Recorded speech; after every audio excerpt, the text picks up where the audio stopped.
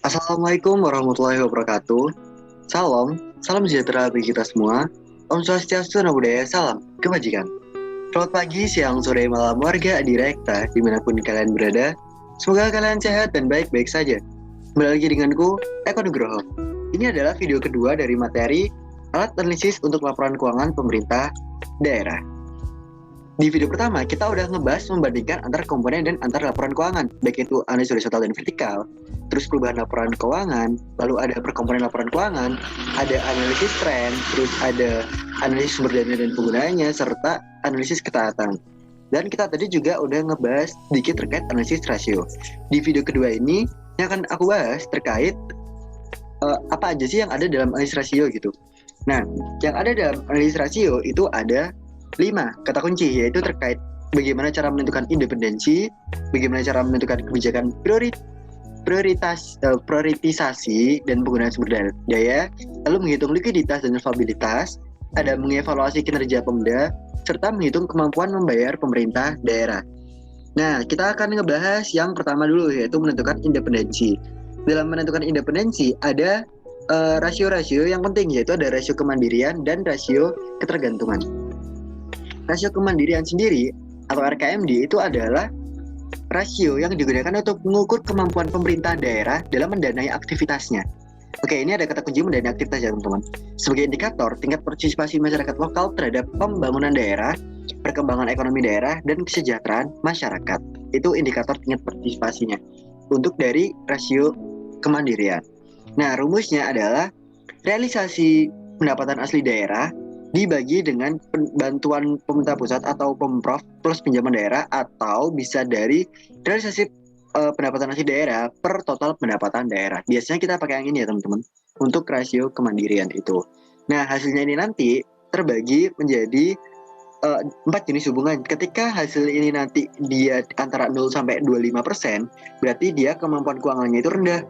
Terus kalau misal dia 25 sampai 50 itu rendah, kalau 50 sampai 75 itu sedang, dan 75 sampai 100 itu tinggi. Nah, maksudnya gimana? Jadi ketika rendah berarti dapat dibilang bahwa instruktif, yaitu peran pemerintah pusat dominan. Pemda tidak mampu melaksanakan otonomi secara finansial. Jadi kalian kan ngebahas kemandirian nih, apakah daerah itu mampu nggak sih buat ngerealisasiin atau ngumpulin pendapatannya di daerahnya sendiri? Nah itu kalau dia rendah ya berarti gagal. Jadi semakin kecil realisasi PAD-nya, semakin kecil juga hasilnya. Kenapa ya? Berarti semakin dia nggak bisa untuk mendapatkan pendapatan daerahnya sendiri gitu. Nah itu maksudnya dari rasio kemandirian ini. Makanya makin tinggi makin bagus. Maksudnya apa? Jadi makin dia makin tinggi realisasi pendapatan asli daerahnya, berarti makin dia mampu untuk mandiri dalam mendanai atau terkait kinerja si pemdanya itu sendiri. Terus yang kedua ada, selain kemandirian, ada rasio ketergantungan. Apa itu? Jadi rasio ketergantungan merupakan kebalikan dari rasio kemandirian. Digunakan untuk mengetahui tingkat ketergantungan pemerintah daerah pada transfer dari pempus. Kalau tadi kita cek gimana sih dia kemandirian si Pemda, tapi kalau yang di sini adalah ketergantungannya. Jadi dia bagaimana sih tergantungnya dia pada pempus. Makanya di sini realisasi transfer ke daerah. Maksudnya apa? Berapa sih yang udah ditransfer pemerintah pusat ke daerah itu? Misal Banten, dia berapa sih yang ditransfer dari Pempus ke Banten? Berapa yang realisasi transfer ke daerahnya gitu? Nah itu terkait ketergantungannya dibagi dengan total pendapatan daerah. Yang kedua terkait menentukan kebijakan prioritisasi dan penggunaan sumber daya. Ini adalah alat analisis yang dapat digunakan untuk mengidentifikasi kebijakan prioritisasi dan penggunaan sumber daya pemerintah daerah, yang mana di dalamnya terdapat rasio PAD terhadap belanja, rasio keserasian, dan rasio belanja terhadap jumlah penduduk. Nah, dalam rasio PAD terhadap belanja, yaitu rasio ini bertujuan untuk menunjukkan berapa persentase belanja yang dibiayai oleh pendapatan asli daerah. Makanya rumusnya adalah realisasi PAD dibagi realisasi belanja. Jadi kita itu pengen tahu berapa sih persentase belanja yang dibiayai oleh pendapatan asli daerahnya. Terus yang kedua ada rasio keserasian, yaitu mengukur cara pemerintah daerah dalam memprioritaskan dana belanja. Misalnya, rasio total belanja tidak langsung terhadap belanja langsung. Terus kalau rasionya itu rendah, banyak belanja diprioritaskan untuk belanja langsung yang berhubungan pada program pemerintah daerah. Makin rendah berarti dia makin belanja langsung itu diprioritasin yang ada hubungannya sama program Pemda gitu ya teman-teman. Terus rumus dari rasio keserasian sendiri adalah belanja tidak langsung dibagi dengan belanja langsung. Terus yang ketiga ada rasio belanja terhadap jumlah penduduk, yaitu mengukur alokasi belanja per penduduk. Rumusnya adalah total belanja dibagi dengan jumlah penduduknya. Jadi kita ingin tahu belanja per penduduknya itu berapa sih? Nah itu rasio dari belanja per jumlah penduduk yang ada di Pemda tersebut. Yang ketiga adalah menghitung likuiditas dan solvabilitas. Likuiditas yang di video pertama udah aku jelasin terkait menganalisis aset yang dapat digunakan untuk melunasi kewajiban, khususnya kewajiban jangka pendek ya. Maka semakin tinggi, maka semakin liquid. Maksudnya gimana? Jadi makin dia tinggi rasio likuiditasnya, makin liquid dalam artian dia makin bisa membayar utang-utang jangka pendeknya, kayak gitu teman-teman. Jadi makin tinggi itu makin bagus dalam rasio likuiditas. Yang kedua ada rasio solvabilitas. Ini menganalisis kemampuan untuk melunasi seluruh utang, termasuk utang jangka panjang. Kalau ini cuma utang jangka pendek, kalau ini seluruh utangnya, baik itu utang pendek maupun utang panjang, baik dia itu semua utang. Kita pengen analisis bagaimana sih kemampuan si Pemda ini, bisa nggak sih dia melunasi utang-utang jangka pendek maupun jangka panjangnya. Kita lihat dari rasio solvabilitasnya. Jadi makin tinggi juga makin bagus ya teman-teman, karena berarti dia mampu nih buat ngebiayai atau membayar utang-utang jangka pendeknya maupun utang-utang jangka panjangnya. Itu dalam rasio solvabilitas. Lalu yang keempat ada mengevaluasi kinerja pemerintah daerah. Jadi kinerja keuangan merupakan capaian target keuangan yang diukur melalui indikator keuangan yang berasal dari laporan keuangan APBD, baik dari komponen pendapatan maupun belanja. Di dalamnya ada rasio efektivitas, ada rasio efisiensi, rasio pertumbuhan, rasio pajak, pajak per kapita, dan rasio silpa terhadap total belanja.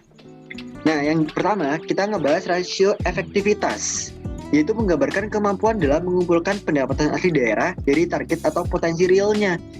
Jadi kita rumusnya, makanya realisasi PAD dibagi target atau anggaran PAD berdasarkan potensi real. Misal nih kita target kita atau anggaran di awal itu 1 juta.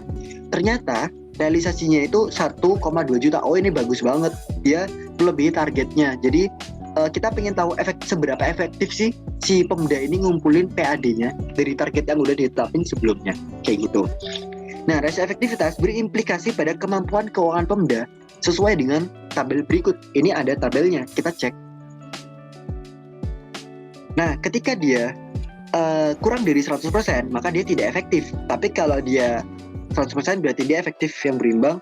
Kalau dia lebih dari 100%, dia efektif. Maksudnya gimana? Kalau dia melebihi target anggaran, dia efektif. Kalau dia nggak sampai target, dia udah netapin 1 juta. Ternyata yang dapat di PAD-nya itu cuma 900.000. Ya udah berarti dia nggak efektif. Dia masih gagal untuk memenuhi targetnya 1 juta ini. Gitu ya teman-teman. Lalu ada rasio efisiensi. Kalau tadi ngebahas efektivitas, yang kedua ini ngebahas efisiensi. Mengukur efisiensi biaya perolehan PAD dengan realisasi PAD-nya bagaimana. Makanya rumusnya adalah biaya perolehan PAD-nya dibagi realisasi PAD. Ini ada kriteria efisiensinya. Makin dia tinggi, makin dia nggak efisien. Kenapa? Ini kebalikan efektivitas ya teman-teman. Kenapa kok kayak gitu? Karena kita lihat biaya perolehannya, kan kita mau cek ketika biaya perolehannya untuk ngedapetin realis PAD ini tinggi. Misal gini deh, kalian atau kita jualan katakanlah buku. Nah, untuk produksi buku ini kita butuh material, labor, kan kayak gitu contohnya. Nah, biaya perolehannya ini nggak boleh lebih tinggi dari hasil penjualan kita. Kalau dia lebih tinggi ya otomatis nggak efisien, kayak gitu. Maksudnya gimana? Ketika kita produksi, katakanlah total produksi itu 1 juta, kita jualnya cuma 900.000, ini kan merugi. Kalau dalam sektor swasta, ya makanya kalau di Pemda itu dia nggak efisien ketika perolehannya itu lebih tinggi dari realisasi PAD-nya. Intinya kayak gitu teman-teman. Terus ada namanya rasio pertumbuhan. Kalau ini tadi efektif efisien, sekarang kita ngecek grow-nya kayak gimana pertumbuhannya, yaitu menunjukkan pertumbuhan pos antar periode, contohnya pos pendapatan, belanja, dan sebagainya. Terus menunjukkan juga tren tertentu yang menunjukkan baik atau buruknya kinerja. Grow rumusnya adalah realisasi tahun ini dikurangi realisasi tahun sebelumnya dibagi realisasi tahun sebelumnya dikali 100%. Ya, jadi rasio ini akan menyajikan tren tertentu yang mengindikasikan apakah kinerja pemerintah daerah lebih baik atau lebih buruk dari periode sebelumnya. Jadi ini kita ngecek rasio pertumbuhannya ya dibanding tahun kemarin gitu. Bagusan mana sih tahun kemarin daripada tahun sekarang kayak gitu. Lalu ada namanya rasio pajak, tax ratio, yaitu menunjukkan kontribusi pajak daerah terhadap total pendapatan daerah (PDRB-nya). Semakin tinggi rasio, maka semakin tinggi potensi kontribusi pajak daerah terhadap total pendapatan. Jadi kita cek, jadi makin bagus ya kalau semakin tinggi rasionya, itu makin tinggi potensi kontribusi pajak daerah terhadap total pendapatan. Jadi berarti bisa memaksimalkan pajak daerahnya nih, makin tinggi rasionya. Makanya rumusnya adalah pajak daerah dibagi sama pendapatan daerah. Makin tinggi pajaknya, makin kelihatan kalau dia mampu mengumpulkan dana pajak di daerah tersebut kayak gitu. Lalu ada pajak per kapita. Kalau namanya per kapita, maka pasti hubungannya sama total penduduknya. Makanya di sini menunjukkan kontribusi rata-rata tiap penduduk pada pembayaran pajak daerah. Rumusnya adalah pajak daerah dibagi jumlah penduduknya. Oke, terus yang terakhir adalah rasio silpa terhadap total belanja. Silpa merupakan selisih lebih realisasi penerimaan dengan pengeluaran anggaran pada satu tahun anggaran. Nah, yang menunjukkan dana anggaran yang tak terserap atau tertunda penggunaannya. Rumusnya adalah silpa dibagi sama total belanja. Rasio yang terakhir itu terkait menghitung kemampuan membayar pemerintah daerah. Jadi kita mau cek gimana sih kemampuan pemerintah daerah ketika dia mampu nggak sih ngebayar atau gimana. Nah, ini kita ceknya di sini. Terkait yang pertama ada Debt Service Coverage Ratio, DSCR, yaitu nunjukin kemampuan daerah untuk melunasi pinjamannya.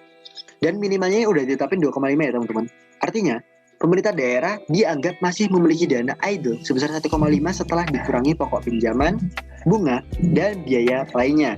Nah, DSCR rumusnya adalah pendapatan asli daerah ditambah bagian daerah dari bagi hasil pajak bukan pajak, ditambah dana alokasi umum, dikurangi belanja wajib, dibagi total biaya pinjaman plus pokok utang plus bunga utang.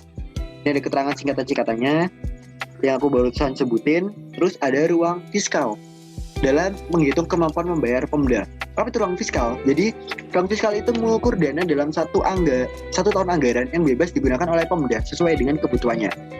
Risiko fiskal rumusnya adalah total pendapatan daerah dikurangi pendapatan yang ditentukan penggunaannya per market dikurangi belanja yang mengikat. Atau bisa juga total pendapatan daerah dikurangi dana alokasi khusus plus pendapatan hibah, dana darurat, dana penyusunan otsus dikurangi belanja mengikat. Belanja mengikat sendiri adalah belanja pegawai plus belanja bunga. Gitu ya teman-teman, ini terkait ruang fiskal. Lalu yang terakhir adalah keseimbangan primer. Apa itu keseimbangan primer? Jadi keseimbangan primer merupakan selisih total pendapatan daerah dengan belanja daerah di luar bunga utang BDDBU-nya. Jika TPD, total pendapatan daerah ini lebih besar daripada belanja daerah, maka keseimbangan primernya akan positif. Ya namanya aja pendapatannya lebih tinggi daripada pendapatannya. Pendapatannya lebih tinggi dari belanjanya, maka ada keseimbangan primer positif karena masih tersedia dana yang cukup untuk membayar bunga utangnya. Nah, keseimbangan primer rumusnya adalah pendapatan daerah dikurangi belanja daerah maupun belanja bunganya. Jadi pendapatan dikurangi belanja, jadilah keseimbangan primernya. Apakah dia positif atau dia negatif? Kayak gitu. Jadi ini pembahasan kita terkait tools atau rasio-rasio apa aja sih yang ada dalam analisis rasio di pemerintah daerah. Kurang lebihnya aku mohon maaf, habis ini kita akan ketemu di video ketiga, yaitu ngebahas analisis laporan keuangan pemerintah daerah Banten. Jadi kita mau cek nih, gimana sih di dalam dunia real Pemda kita nganalisis laporan keuangan itu kayak gimana. Nah, habis ini akan kita bahas di video selanjutnya. Jadi kita akan ketemu lagi di video selanjutnya. Terima kasih untuk teman-teman semua.